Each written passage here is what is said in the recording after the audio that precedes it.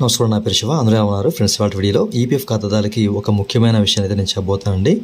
వీడియోలోకి వెళ్ళే ముందు రెండు విషయాలు మీరు మళ్ళీ తెలుసుకోవడం కింద సబ్స్క్రైబ్ బటన్ ఉంది, ట్యాప్ చేసి మన సబ్స్క్రైబ్ చేసి పక్కన ఉన్న ఆర్డర్ చేయండి. అదే కాకుండా లైక్ చేసి మన ఛానల్ని సపోర్ట్ చేయండి. సో వీడియో చూసిన తర్వాత చాలామంది లైక్ చేయకుండా వెళ్ళిపోతున్నారండి. సో లైక్ చేసి మన ఛానల్ అయితే సపోర్ట్ చేయండి.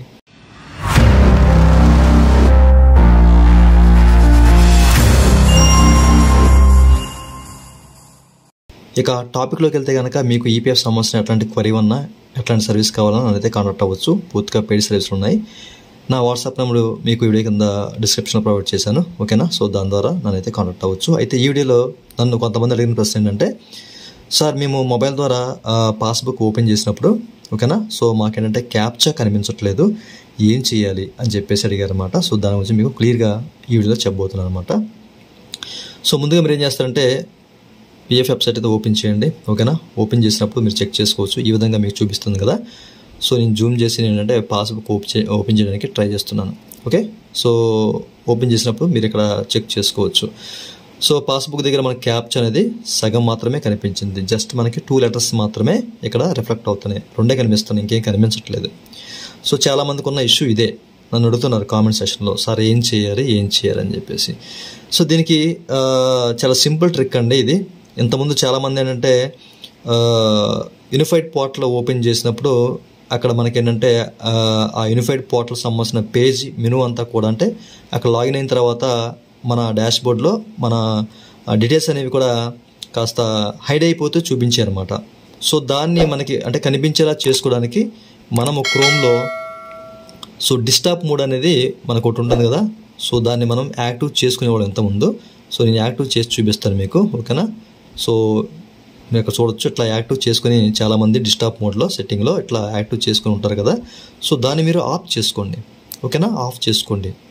సో ఆఫ్ చేసుకున్నట్లయితే కనుక మీరు ఇప్పుడు చూడండి, మనకి పోర్టల్ అంతా కూడా, అంటే ఈ వెబ్సైట్ అంతా కూడా ఈ విధంగా చూపిస్తుంది కదా.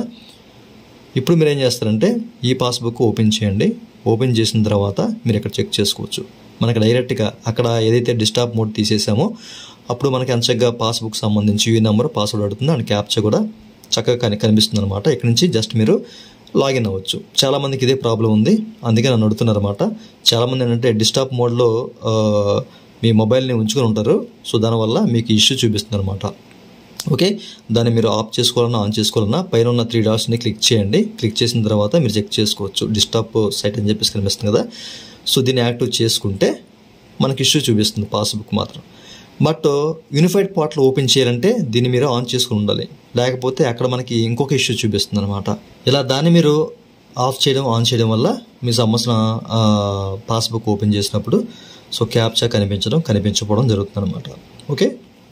సో మీరు పాస్బుక్ ఓపెన్ చేయాలంటే తప్పనిసరిగా ఏంటంటే అక్కడున్న ఆ డిస్టర్బ్ మోడ్, ఓకేనా, డిస్టర్బ్ సైట్ సంబంధించిన చెక్ బాక్స్లో మీరు టిక్ చేసుకున్నది తీసేయాలన్నమాట, ఓకే. ఇక్కడ టిక్ చేసుకున్నది తీసేస్తే అప్పుడు మీకు చక్కగా సో పాస్బుక్ చూపిస్తుంది. ఇట్లా క్యాప్చా అనేది పాస్బుక్లో చూసారు కదండి. సో చాలామందికి విషయం తెలియాలి అన్న ఉద్దేశం చెప్తాను. నన్ను కామెంట్ సెక్షన్లో అడిగారు కాబట్టి ఇదండి వాళ్ళ వీడియో. ఈ వీడియో మీకు నచ్చితే వీడియో కింద లైక్ బటన్ ఉంది, లైక్ చేసి మన ఛానల్ సపోర్ట్ చేయండి. అలాగే 2 నిమిషాలు మీరు బంద్ చేసుకోవడం వీడియో కింద సబ్స్క్రైబ్ బటన్ ఉంది, అంటే ట్యాప్ చేసి మన సబ్స్క్రైబ్ చేసి పక్కన thank you for watching and జై హింద్.